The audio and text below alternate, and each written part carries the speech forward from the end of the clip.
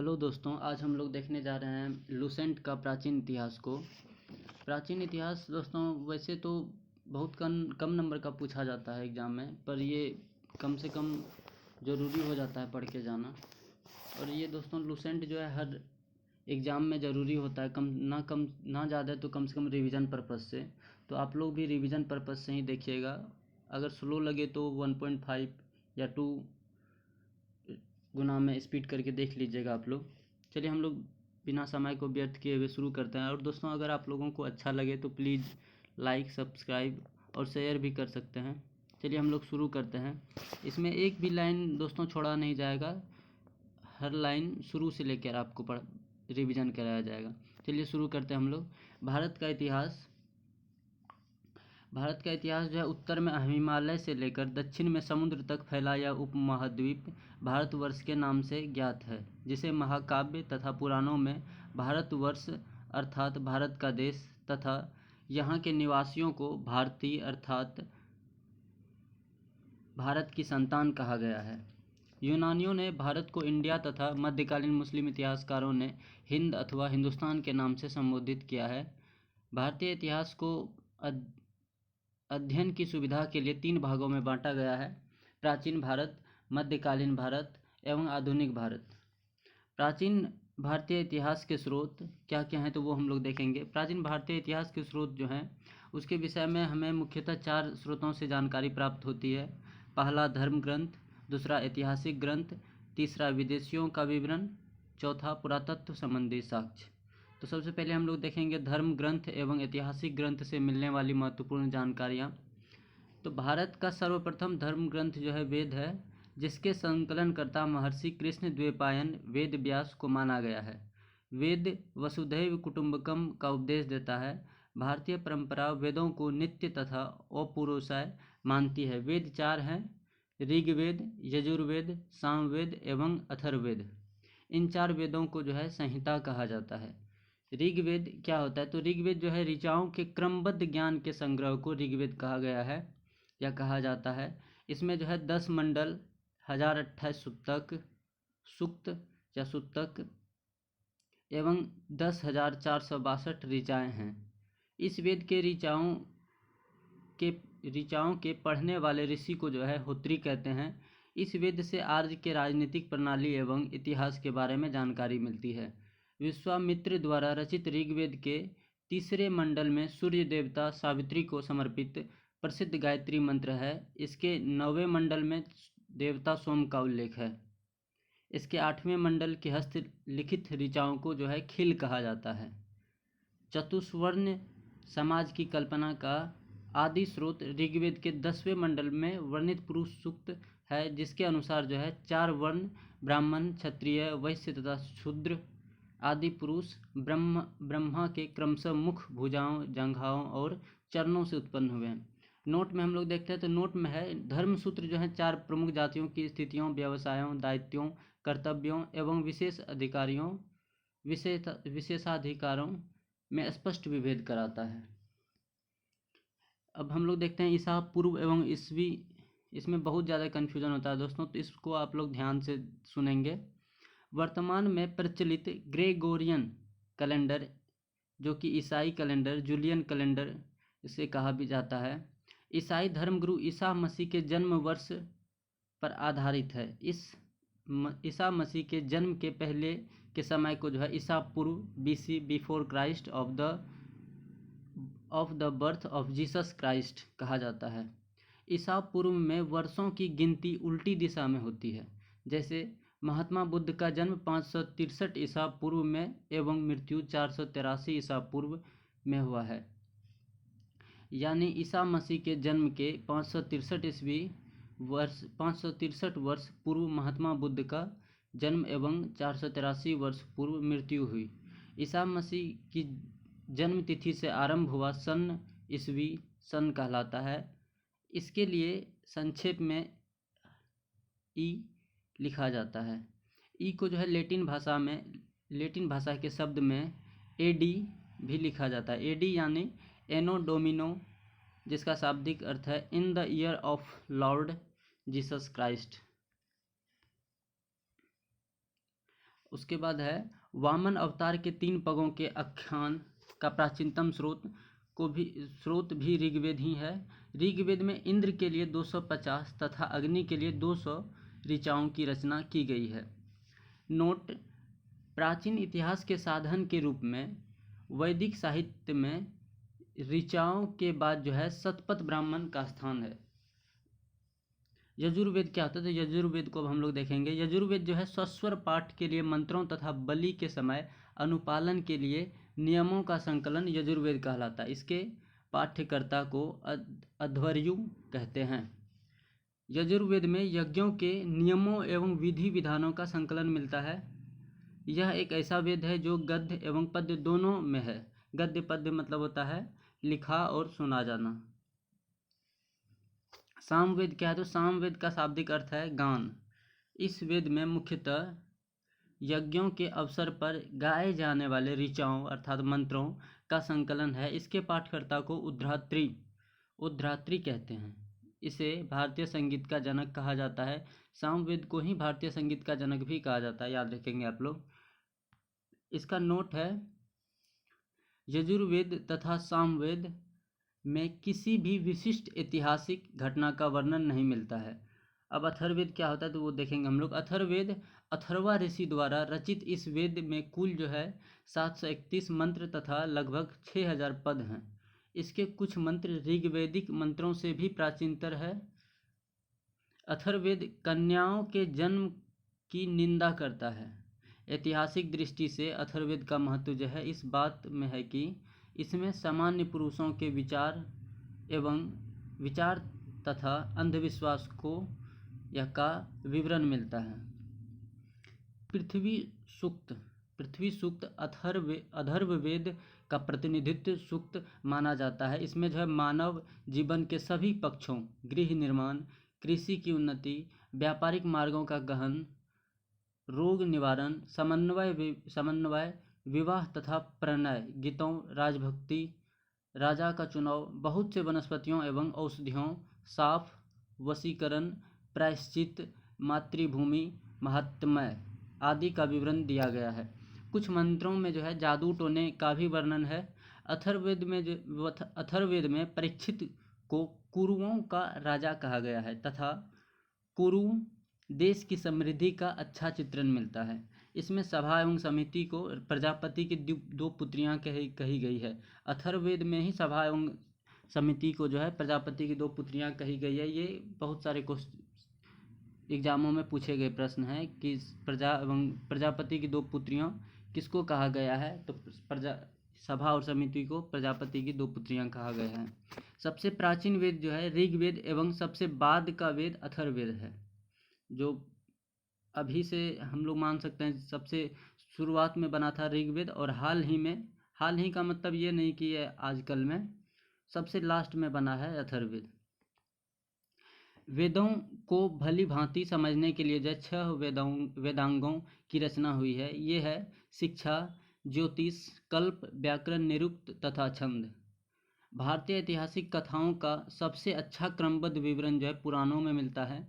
इसके रचयिता लोमहर्ष अथवा इनके पुत्र उग्रश्रवा माने जाते हैं। इनकी संख्या 18 है, जिनमें से केवल 5 मत्स्य, वायु, विष्णु, ब्राह्मण एवं भागवत में ही राजाओं की वंशावली पाई गई है। अब नोट इसमें देखते हैं क्या है। तो पुराणों में जो है मत्स्य पुराण सबसे प्राचीन एवं प्रामाणिक है। ये भी हम लोग देख लेंगे। जो नोट में है दोस्तों उसको आप लोग थोड़ा ध्यान से देखिएगा। इसके बाद है अधिकतर पुराण जो है सरल संस्कृत श्लोक में लिखे गए हैं। स्त्रियां तथा शूद्र जिन्हें वेद पढ़ने की अनुमति नहीं थी वे भी पुराण सुन सकते थे। पुराणों का पाठ पुजारी मंदिरों में क्या करते थे। अब दूसरा पेज हम लोग देखेंगे। स्त्री की सर्वाधिक गिरी हुई स्थिति जो है मैत्रेयी संहिता से प्राप्त होती है, जिसमें जुआ और शराब की भांति स्त्री को पुरुष का तीसरा मुख्य दोष बताया गया है। शतपथ ब्राह्मण में स्त्री को जो है पुरुष का अर्धांगिनी कहा गया है। स्मृति ग्रंथों में सबसे प्राचीन एवं प्रामाणिक मनुस्मृति मानी जाती है। यह शुंग काल का मानक ग्रंथ है। नारद स्मृति गुप्त युग के विषय में जानकारी प्रदान करता है। जातक में बुद्ध की पूर्व जन्म की कहानी वर्णित है। हीनयान का प्रमुख ग्रंथ कथावस्तु है। हीनयान का प्रमुख ग्रंथ कौन सा है? तो कथावस्तु हो जाएगा, जिसमें कि महात्मा बुद्ध का जीवन चरित्र अनेक कथानकों के साथ वर्णित है। अब हम लोग जैन साहित्य को आगम कहा जाता है, तो आगम क्यों कहा जाता है ये देखेंगे। जैन धर्म का प्रारंभिक इतिहास कल्पसूत्र से ज्ञात होता है। जैन ग्रंथ भगवती सूत्र में महावीर के जीवन कृत्यों तथा अन्य समकालिकों के साथ उनके संबंधों का विवरण मिलता है। अर्थशास्त्र के लेखक को चाणक्य कहा जाता है। अर्थशास्त्र के लेखक चाणक्य हैं। यह 15 अधिकरणों एवं 180 प्रकरणों में विभाजित है। इसमें मौर्यकालीन इतिहास की जानकारी प्राप्त होती है। मौर्यकालीन इतिहास की जानकारी कहाँ से प्राप्त होती है? तो अर्थशास्त्र के लेखक चाणक्य के बुक से। चलिए आगे देखते हैं हम लोग। संस्कृत साहित्य में ऐतिहासिक घटनाओं को क्रमबद्ध लिखने का सर्वप्रथम प्रयास जो है कल्हण के द्वारा किया गया। कल्हण द्वारा रचित पुस्तक राजतरंगिणी है, जिसके संबंध कश्मीर के इतिहास से है। अरबों की सिंध विजय का वृत्तांत चचनामा, जिसके लेखक हैं अली अहमद, उसमें सुरक्षित है। उसके बाद है अष्टध्यायी। अष्टध्यायी जो है संस्कृत भाषा व्याकरण की प्रथम पुस्तक है। इसके लेखक पाणिनि हैं। अष्टध्यायी के लेखक कौन है? तो पाणिनि। और लेखक सबको भी हम लोग याद रखेंगे, क्योंकि इससे भी क्वेश्चन पूछ लिया जाता है कि कौन से बुक का लेखक कौन कौन है। तो खास करके एक जगह आप लोग इसको लिख लेंगे ताकि याद करने में सहजता हो। इसमें जो है मौर्य के पहले का इतिहास तथा मौर्य युगीन राजनीतिक व्यवस्था की जानकारी प्राप्त होती है। कात्यायन की गार्गी संहिता एक ज्योतिष ग्रंथ है, फिर भी इसमें भारत पर होने वाले यवन आक्रमण का उल्लेख मिलता है। पतंजलि जो है पुष्यमित्र शुंग के पुरोहित थे। इनके महाभाष्य से शुंगों के इतिहास का पता चलता है। अब हम लोग देखेंगे दोस्तों विदेशी यात्रियों से मिलने वाली प्रमुख जानकारियाँ। तो यूनानी रोमन लेखक के बारे में सबसे पहले देखेंगे कौन कौन है। तो टेसियस जो है यह एक ईरान का राजवेद था। भारत के संबंध में इसका विवरण आश्चर्यजनक कहानियों से परिपूर्ण होने के कारण अविश्वसनीय है। दूसरा है हेरोडोटस जो है इसे इतिहास का पिता कहा जाता है। इसने अपनी पुस्तक हिस्टोरिका में 5वीं शताब्दी ईसा पूर्व के फारस को ईरान भी कहा जाता है। अभी प्रेजेंट में फारस को ईरान ही कहा जाता है। ईरान के संबंध का वर्णन किया गया है, परंतु इसका विवरण भी अनुश्रुतियों एवं अफवाहों पर आधारित है। उसके बाद तीसरा हम लोग देखेंगे सिकंदर के साथ आने वाले लेखकों में निरियाकस आने सिक्रेटस तथा आस्टिओबुलस के विवरण अधिक प्रामाणिक एवं विश्वसनीय हैं। चौथा है मेगास्थनीज जो है यह सेल्यूकस निकेटर का राजदूत था, जो चंद्रगुप्त मौर्य के राज दरबार में आया था। मेगास्थनीज किसके राज दरबार में आया था? तो चंद्रगुप्त मौर्य के राज दरबार में। ये भी इम्पोर्टेंट है, इसको आप लोग हाईलाइट कर लेंगे और याद भी कर लेंगे। मेगास्थनीज जो है चंद्रगुप्त मौर्य के दरबार में आए थे। इसने अपनी पुस्तक इंडिका में मौर्य युगीन समाज एवं संस्कृति के विषय में लिखा है। डाइमेकस उसके 5वां नंबर है। डाइमेकस जो है यह सीरियन नरेश अंतियोकस का राजदूत था। डाइमेकस सीरियस नरेश अंतियोकस का राजदूत था, जो कि बिंदुसार के राज दरबार में आया था। इसका विवरण भी मौर्य युग से संबंधित है। उसके बाद छठा है डायोनिसियस जो है यह मिस्र नरेश टॉलमी फिलेडेल्फस का राजदूत था, जो अशोक के दरबार में आए थे। टॉलमी जो है इसने 2री शताब्दी में भारत का भूगोल नामक पुस्तक लिखी है। तो भारत का भूगोल नामक पुस्तक किसने लिखी है? तो टॉलमी ने। प्लिनी जो है इसने 1म शताब्दी में नेचुरल हिस्ट्री नामक पुस्तक लिखी। इसमें भारतीय पशुओं, पेड़ पौधों, खनिज पदार्थों आदि के बारे में विवरण मिलता है। उसके बाद हम लोग देखेंगे 9वां नंबर के लेखक हैं पेरिप्लस ऑफ द इरीथ्रियन सी। इस पुस्तक के लेखक के बारे में जानकारी नहीं है। यह लेखक करीब 80 ईस्वी में हिंद महासागर की यात्रा पर आया था। इसने उस समय में उस समय के भारत के बंदरगाहों तथा व्यापारिक वस्तुओं के बारे में जानकारी दी है। उसके बाद हम लोग देखेंगे ईरानी लेखक के बारे में। हम लोग देख चुके हैं यूनानियों लेखक, ईरानी लेखक। तो अब हम लोग देखेंगे चीनी लेखक के बारे में। चीनी लेखक में सबसे पहले हैं फाहियान। फाहियान जो है यह एक चीनी यात्री गुप्त नरेश चंद्र गुप्त द्वितीय के दरबार में आया था। इसने अपने विवरण में मध्य प्रदेश के समाज एवं संस्कृति के बारे में वर्णन किया है। इसने मध्य प्रदेश की जनता को सुखी एवं समृद्ध बताता है। यह 14 वर्षों तक भारत में रहा। उसके बाद दूसरा है संयुगन। संयुगन जो है ये 518 ईस्वी में भारत में आया। इसने अपने 3 वर्षों की यात्रा में बौद्ध धर्म की प्राप्तियां एकत्रित की। उसके बाद फिर आते हैं तीसरा ह्वेनसांग। ह्वेनसांग जो है यह हर्षवर्धन के शासनकाल में भारत आया था। ह्वेनसांग 629 ईस्वी में चीन से भारतवर्ष के लिए प्रस्थान किया और लगभग 1 वर्ष की यात्रा के बाद जो है सर्वप्रथम वह भारतीय राज्य कपिसा पहुँचे। भारत में 15 वर्षों तक ठहरकर 645 ईस्वी में चीन लौट गया। वह बिहार में नालंदा जिला स्थित नालंदा विश्वविद्यालय में अध्ययन करने तथा भारत से बौद्ध ग्रंथों को एकत्र कर ले जाने के लिए आया था।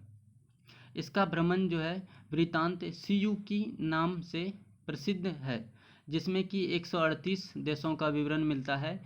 इसने हर्षकालीन समाज, धर्म तथा राजनीति के बारे में वर्णन किया है।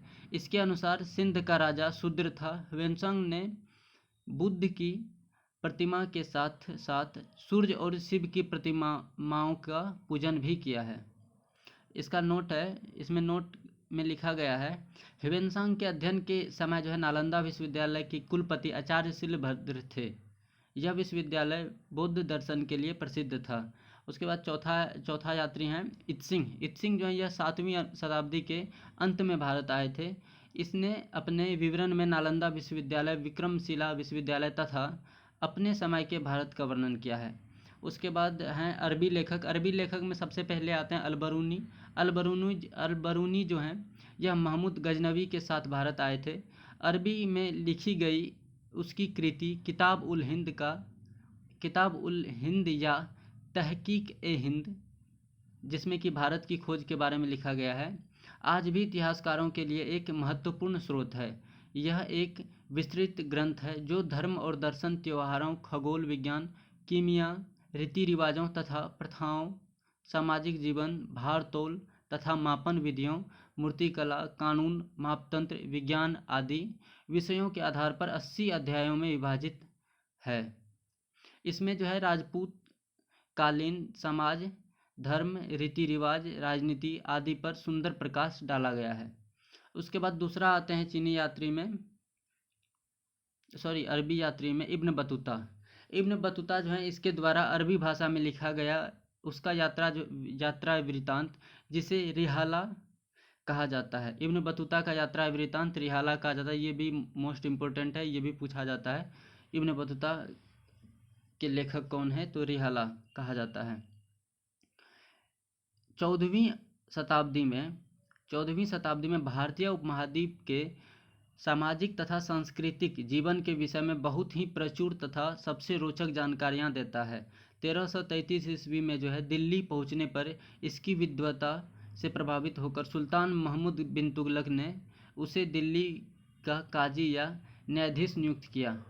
ये आप लोग इब्न बतूता का जो है बहुत अच्छे से जानकारी मध्यकालीन में पढ़ेंगे इसके बारे में, तो ये आपको याद वहाँ पे अच्छे से हो जाएगा, क्योंकि इसके बारे में बहुत विस्तार से जानकारी वहाँ पे दिया गया है।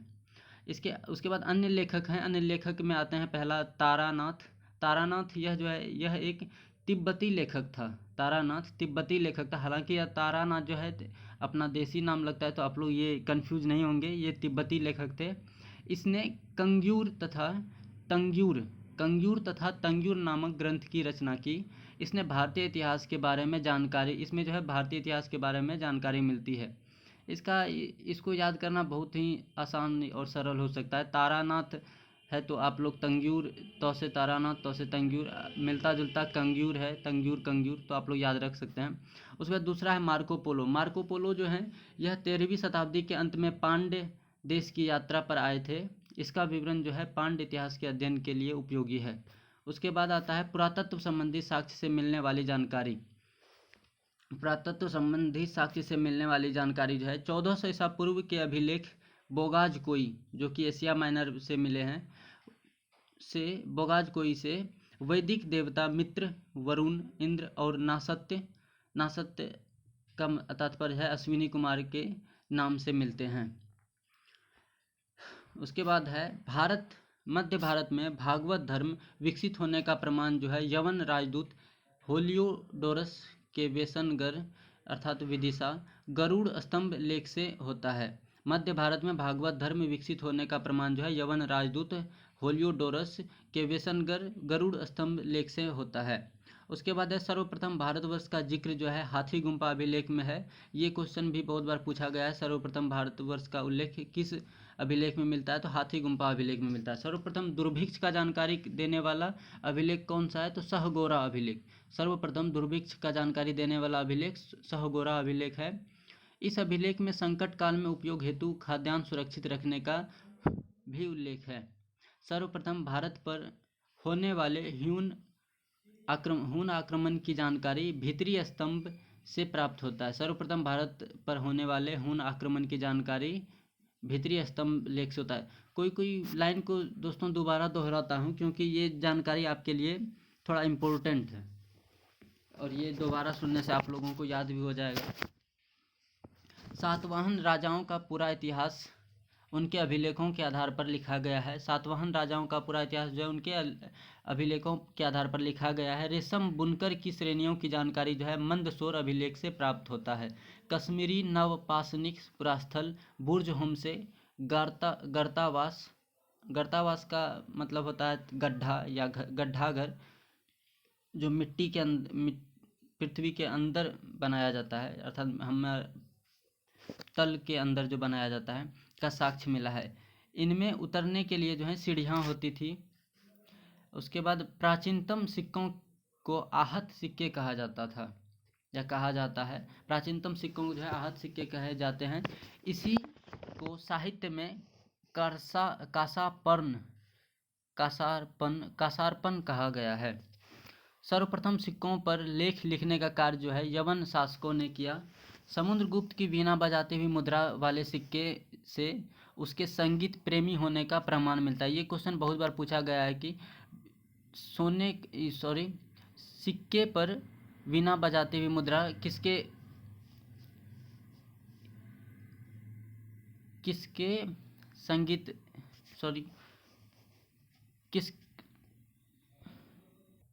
बहुत बार ये क्वेश्चन पूछा गया है कि किसके सिक्कों पर जो है वीणा बजाती हुई मुद्रा का साक्ष्य मिलता है, तो इसका आंसर हो जाएगा समुद्रगुप्त।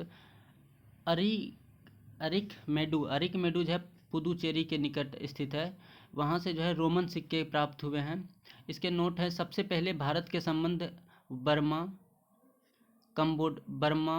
मलाया, कंबोडिया और जावा से स्थापित हुई है।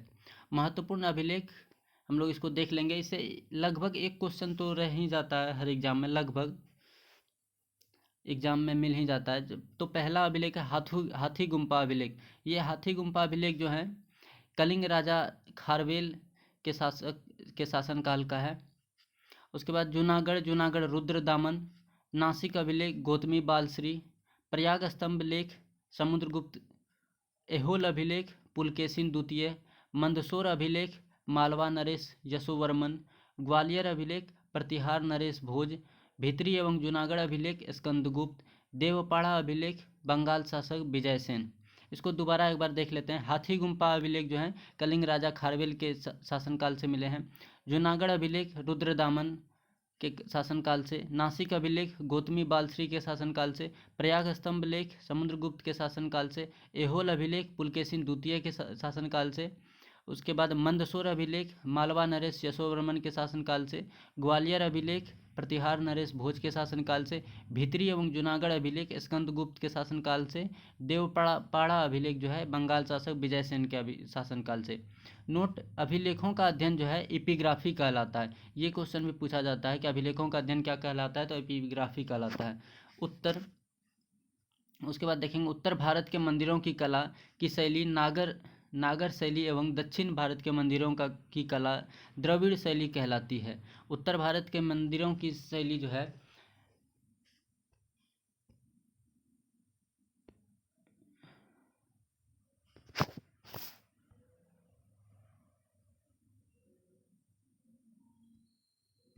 सॉरी दोस्तों, गलती से बैक हो गया था। चलिए हम लोग आगे देखते हैं।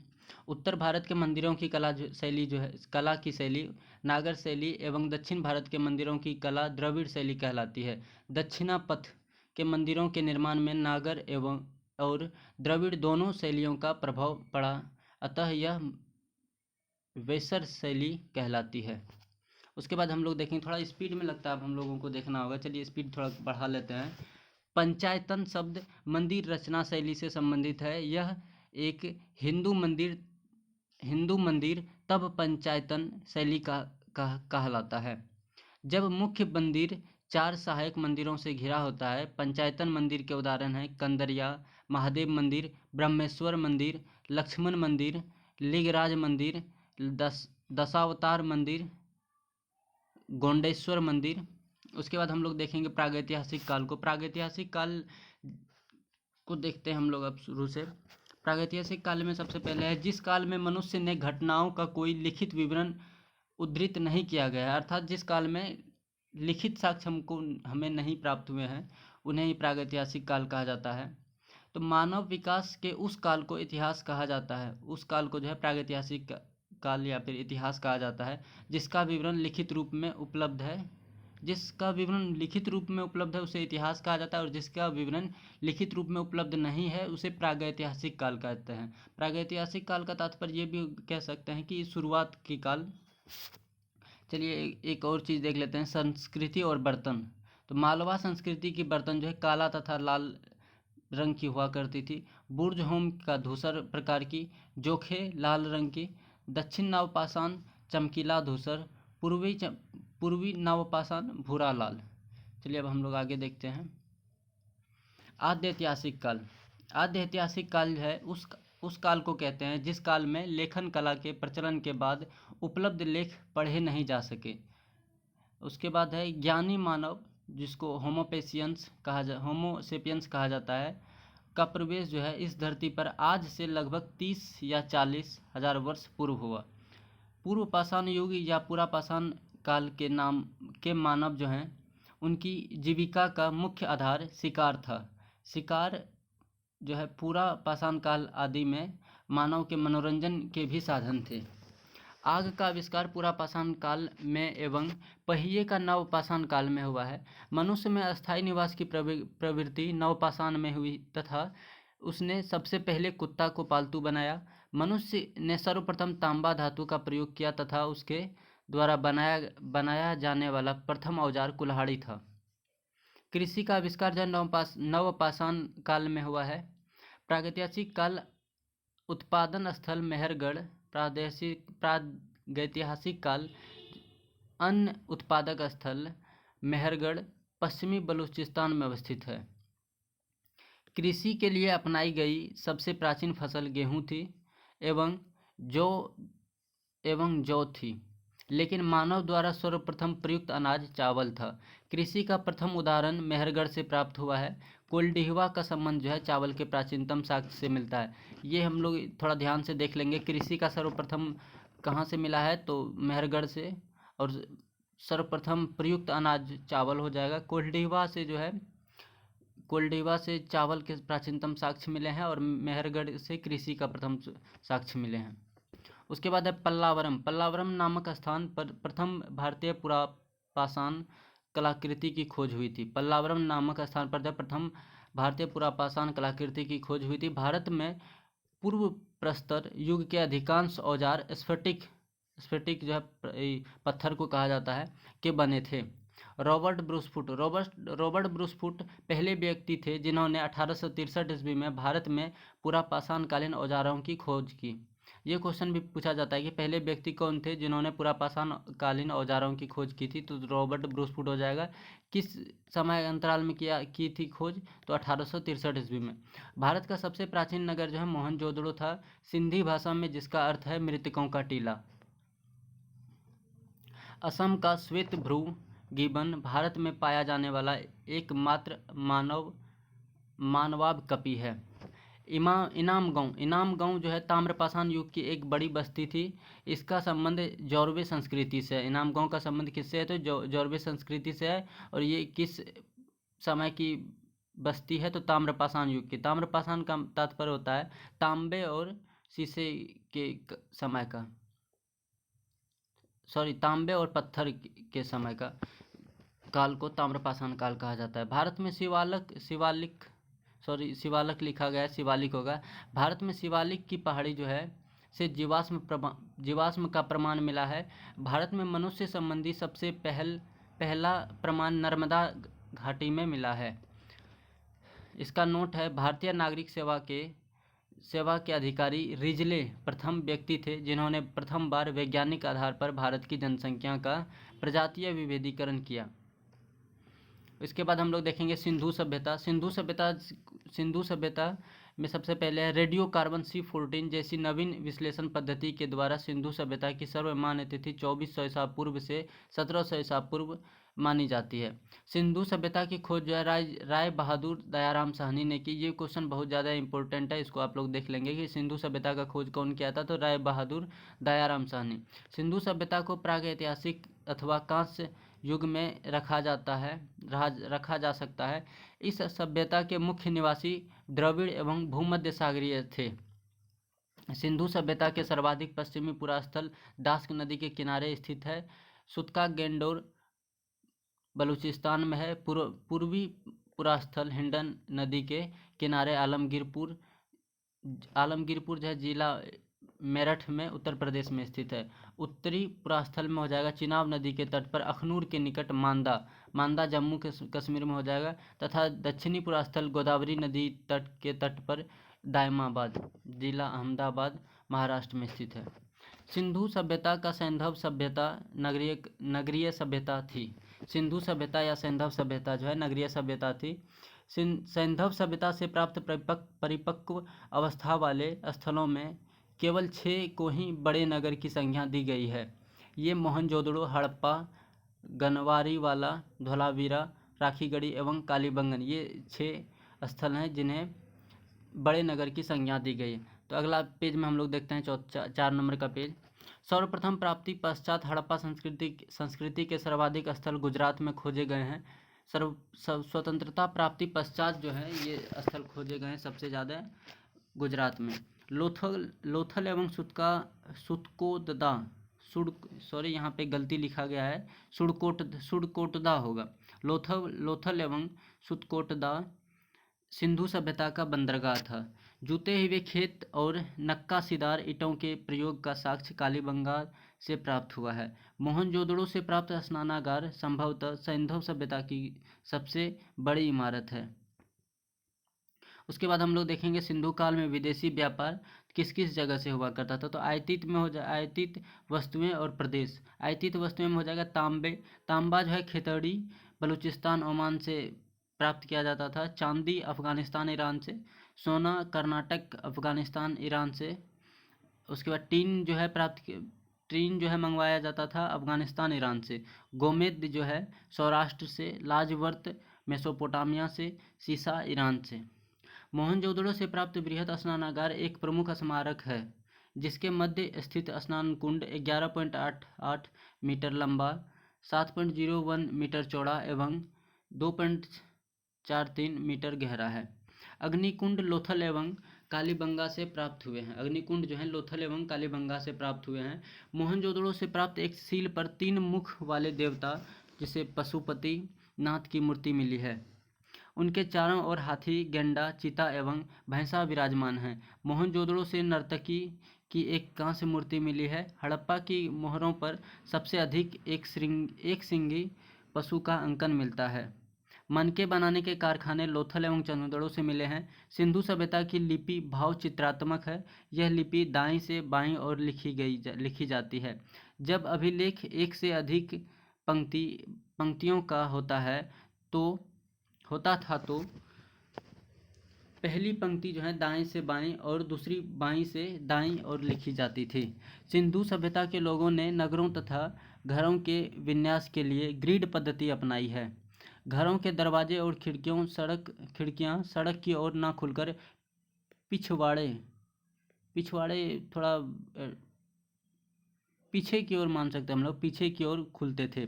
केवल लोथल नगर के घरों के दरवाजे जो हैं मुख्य सड़क की ओर खुलते थे। सिंधु सभ्यता में मुख्य फसल थी गेहूं और जौ। सैंधव वासी जो है मिठास के लिए जो है शहद का प्रयोग करते थे।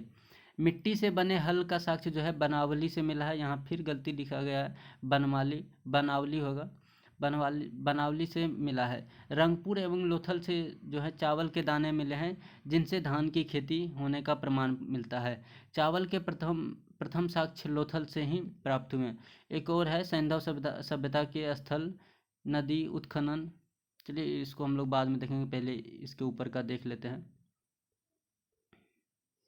सुरकोटदा कालीबंगा एवं लोथल से जो है सैंधव कालीन घोड़े के अस्थि पंजर मिले हैं, अर्थात घोड़े के पंजे का निशान मिला है सुरकोटदा कालीबंगा एवं लोथल से।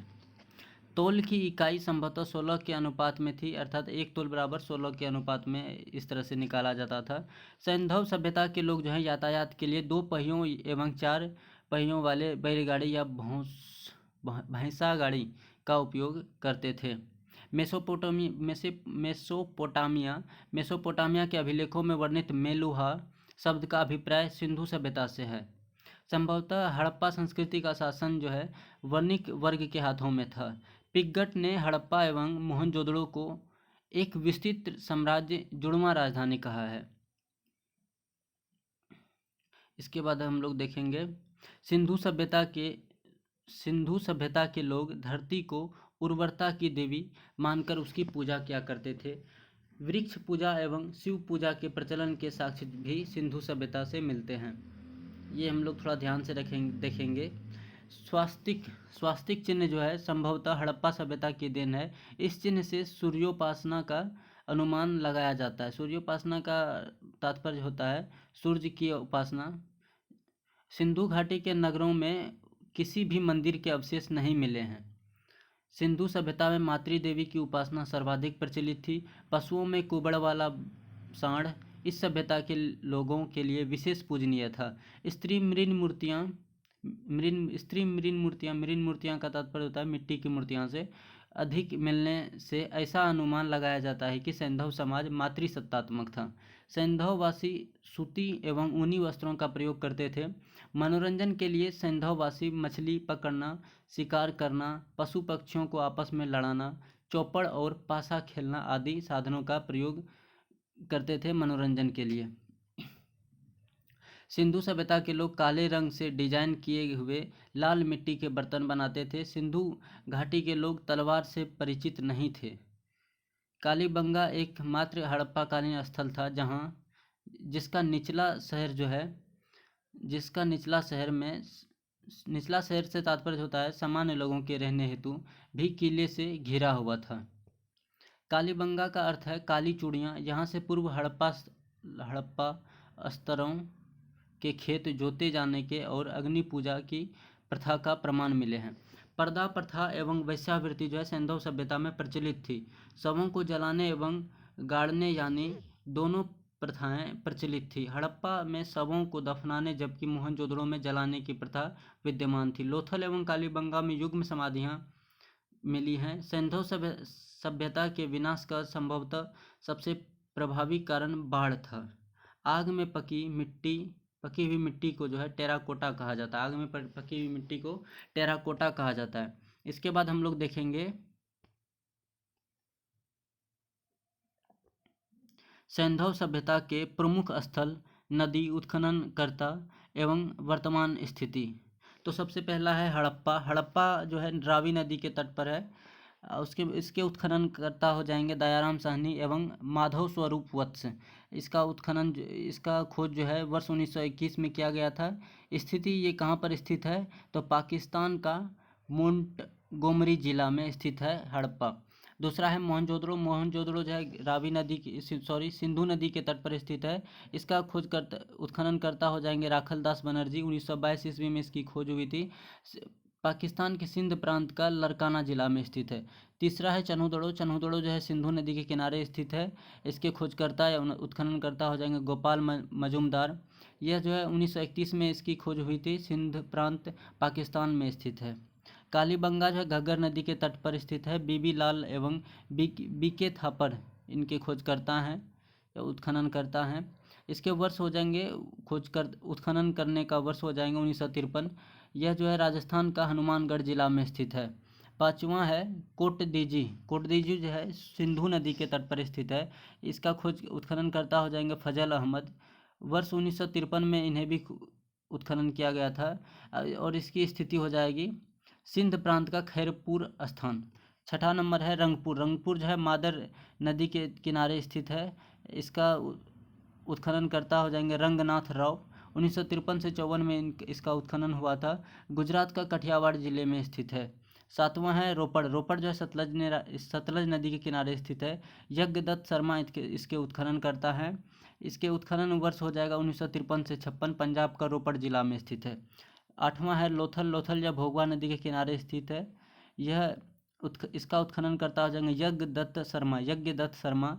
उत्खनन वर्ष हो जाएगा 1953 से 56। पंजाब का रोपड़ जिला। आठवां है लोथल। लोथल भोगवा नदी के किनारे स्थित है। सॉरी हम थोड़ा इधर उधर कर दिए, एक बार ध्यान से आप लोग देख लीजिएगा। लोथल भोगवा नदी के किनारे स्थित है। इसके उत्खनन करता हो जाएंगे रंगनाथ राव और इसका उत्खनन वर्ष हो जाएगा 1955 से 62। ये स्थित है पंजाब का रोपड़ जिला में, गुजरात का अहमदाबाद जिला में। उसके बाद 9वां नंबर है आलमगीरपुर। आलमगीरपुर जो है हिंडन नदी के किनारे स्थित है। इसके उत्खनन करता यज्ञदत्त शर्मा है। 1958 में इसका उत्खनन हुआ था। उसके बाद उत्तर प्रदेश का मेरठ जिला में स्थित है। उसके बाद है आलमगीरपुर हिंडन नदी के किनारे स्थित है। यज्ञदत्त शर्मा इसके खोजकर्ता हैं। खोज हुआ था 1958 में। उत्तर प्रदेश का मेरठ जिला में स्थित है। उसके बाद सुतका गेंडोर जो है दास्क नदी के किनारे स्थित है। ऑरेंज स्टाइल जॉर्ज डेल्स के द्वारा इसका उत्खनन हुआ था।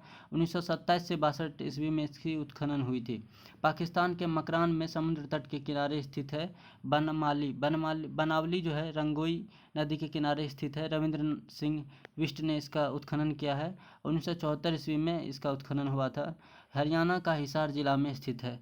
धौलवीरा जो है इसके उत्खनन करता हो जाएंगे रविंद्र सिंह बिष्ट। यह जो है 1990-91 में इसकी खोज हुई थी। गुजरात के कच्छ जिला में स्थित है। दोस्तों इसका आप एक बार स्क्रीनशॉट लेकर बाद में आप लोग देख लीजिएगा। हम थोड़ा इधर उधर कर दिए हैं, इसके लिए माफ़ी चाहता हूँ। चलिए हम लोग आगे देखते हैं। अब वैदिक सभ्यता को देखते हैं। वैदिक सभ्यता जो है वैदिक काल का विभाजन 2 भागों ऋग्वैदिक का काल जो है 1500 से 1000 ईसा पूर्व माना गया है। और उत्तर वैदिक काल जो है 1000 से लेके 600 ईसा पूर्व माना गया है। आर्य जो है सर्वप्रथम पंजाब एवं अफगानिस्तान में बसे मैक्स मूलर ने आर्यों का मूल निवास स्थान मध्य एशिया को माना है। आर्यों द्वारा निर्मित सभ्यता वैदिक सभ्यता कहलाई है। आर्यों द्वारा विकसित सभ्यता ग्रामीण सभ्यता थी। आर्यों की भाषा जो है संस्कृत थी। आर्यों के प्रशासनिक इकाई आरोही क्रम से इन 5 भागों में बांटा था। पहला कुल, दूसरा ग्राम, तीसरा विष, चौथा जन, 5वां राष्ट्र। तो इन्हीं 5 भागों में आर्यों के प्रशासनिक इकाई बटे हुए थे आरोही क्रम में। ग्राम के मुखिया को ग्रामीणी कहा जाता था, जो कि विष का प्रधान विषपति एवं जन के शासक राजन कहलाते थे। राज्य अधिकारियों में पुरोहित एवं सेनानी प्रमुख थे। वशिष्ठ रूढ़िवादी एवं विश्वामित्र उदार पुरोहित थे। सूत रथकार तथा कम्मादी नामक अधिकारी रत्नी कहे जाते थे। इनकी संख्या जो है राजा सहित करीब 12 हुआ करती थी। पूरब क्या होता है? तो पूरब जो है दुर्गपति एवं स्पष्ट जनता की गतिविधियों को देखने वाला गुप्तचर होते थे। इसके बाद वाजपति जो है गोचर भूमि का अधिकारी होता था। उग्र जो है अपराधियों को पकड़ने का कार्य करता था। दिशा उत्तर वैदिक शब्द राजा का नाम। पूर्व दिशा के उत्तर वैदिक शब्द को जो है प्राची कहा जाता है। उस समय के राजा थे वहाँ के उस समय जो है राजा का नाम जो है सम्राट कहा जाता था। पश्चिम में जो है प्रतीचि और उस वहाँ के राजा को स्वराष्ट्र कहा जाता था। उत्तर जो है, उत्तर में उदीची, उदीची को विराट कहा जाता था। मध्य में जो हो जाएगा विराट, मध्य में राजा कहा जाता था और दक्षिण में भोज कहा जाता था। इसके नोट देखेंगे, नोट में है ऋग्वेद में किसी तरह के न्यायाधिकारों का उल्लेख नहीं मिला है। उसके बाद सभा एवं समिति राजा को सलाह देने वाली संस्था थी।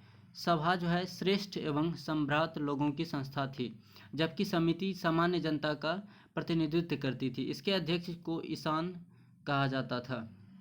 स्त्रियां सभा एवं समितियों में भाग ले सकती थी। युद्ध में कबीले का नेतृत्व जो है राजा करता था, और युद्ध के लिए गविष्टि शब्द का प्रयोग किया गया है, जिसका अर्थ है गायों की खोज। दशराग्य युद्ध का उल्लेख जो है ऋग्वेद के 7वें मंडल में है। यह युद्ध जो है पुरुषनी अर्थात रावी नदी के तट पर सुदास एवं 10 जनों के बीच लड़ा गया था, जिसमें सुदास विजयी हुए थे और 10 जो है वो विजय हुए थे अर्थात पराजित हुए थे।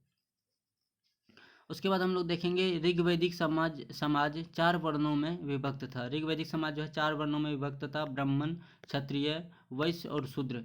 यह विभाजन जो है व्यवसाय पर आधारित था। ऋग्वेद के 10वें मंडल के पुरुष सूक्त में चतुष्वर्ण का उल्लेख मिलता है, जिसमें कहा गया है कि ब्राह्मण परम पुरुष के मुख से, क्षत्रिय उनकी भुजाओं से, वैश्य उनकी जांघों से एवं शूद्र उनके पैरों से उत्पन्न हुए हैं। आर्यों का समाज पितृप्रधान था। आर्यों का समाज जो है पितृप्रधान था। समाज की सबसे छोटी इकाई परिवार या कुल थी, जिसका मुखिया पिता होता था, जिसे कुलूप कहा जाता था। हम लोग ये याद रखेंगे कि आर्यों का जो है समाज कैसा था, तो पितृप्रधान था, और सिंधु सभ्यता के समाज कैसा था, तो मातृप्रधान था। स्त्रियां इस काल में जो है अपने पति के साथ यज्ञ कार्य में भाग लेती थी। बाल विवाह एवं प्रदा प्रथा का प्रचलन नहीं था। आर्यकाल में भी बाल विवाह और प्रदा प्रथा का प्रचलन नहीं था। विधवा जो है अपने मृतक पति के छोटे भाई अर्थात देवर से विवाह कर सकती थी। स्त्रियां शिक्षा ग्रहण करती थी। ऋग्वेद में लोपामुद्रा, घोषा, सिकता, आपला एवं विश्वास जैसी विदुषी स्त्रियों का वर्णन है। गार्गी ने यज्ञावल्क्य के वाद विवाद की चुनौती दी थी। जीवन भर अविवाहित रहने वाली महिलाओं को अमाजू कहा जाता था। आर्यों का मुख्य पेय पदार्थ जो है सोमरस था। यह वनस्पति से बनाया जाता था। इसके बाद हम लोग देखेंगे आर्य जो है मुख्यतः 3 प्रकार के वस्त्रों का उपयोग करते थे, वास, अधिवास और उष्णीस। अंदर पहनने वाले कपड़े को नीवी कहा जाता था। प्रमुख दर्शन एवं उसके प्रवर्तक, तो पहला हो जाएगा दर्शन प्रवर्तक में चरवाक के प्रवर्तक हो जाएंगे चरवाक हैं। योग का पतंजलि, सांख्य का कपिल, न्याय का गौतम। उसके बाद पूर्व मीमांसा का प्रवर्तक जैमिनी थे। उत्तर मीमांसा का प्रवर्तक बादरायन थे। उसके बाद वैशेषिक का पद प्रवर्तक कनाद या उलूक था। आर्यों के मनोरंजन के मुख्य साधन थे संगीत, रथ दौड़, घुड़दौड़ एवं धूत क्रीड़ा। आर्यों का मुख्य व्यवसाय जो है पशुपालन एवं कृषि था। गाय को जो है अघन्या अर्थात न मारे जाने योग्य पशु की श्रेणी में रखा जाता था। गाय की हत्या करने वाले या उसे घायल करने वाले के लिए वेदों में मृत्युदंड अथवा देश से निकालने की व्यवस्था की गई थी। आर्यों का प्रिय पशु जो है घोड़ा एवं सर्वाधिक प्रिय देवता इंद्र थे। आर्यों द्वारा खोजी गई धातु लोहा थी, जिसे श्याम आयस कहा जाता था। तांबे को जो है लोहित अयस कहा जाता था। व्यापार हेतु दूर दूर तक जाने वाला व्यक्ति को पनी कहते थे। लेन देन में वस्तु विनिमय की प्रणाली प्रचलित थी। ऋण देकर ब्याज लेने वाला व्यक्ति को वेकनॉट कहा जाता था। तो ऋण की प्रचलन आज से नहीं है दोस्तों, बहुत पुरानी प्रथा है। मनुष्य एवं देवता के बीच जो है मध्यस्थ की भूमिका निभाने वाला देवता के रूप में अग्नि की पूजा की जाती थी। ऋग्वेद में उल्लिखित सभी नदियों में सरस्वती जो है सबसे महत्वपूर्ण तथा पवित्र मानी जाती थी। ऋग्वेद में गंगा का 1 बार और यमुना का उल्लेख 3 बार हुआ है। इसमें सिंधु नदी का उल्लेख सर्वाधिक बार हुआ है। ऋग्वैदिक नदियाँ कौन कौन सी थी? तो इसमें हो जाएगा, सबसे पहले देखेंगे प्राचीन नाम क्या था, उसके बाद आधुनिक नाम क्या है। तो क्रुब का आधुनिक नाम कुर्रम हो जाएगा। कुभा का कुभा का प्राचीन नाम काबुल हो जाएगा। वितस्ता का कुभा का आधुनिक नाम काबुल हो जाएगा। वितस्ता का आधुनिक नाम झेलम हो जाएगा। अस्किनी का आधुनिक नाम चिनाब हो जाएगा। पुरुषनी का रावी। सुतुद्री का सतलज। बिपाशा का ब्यास। सदानेरा का गंडक।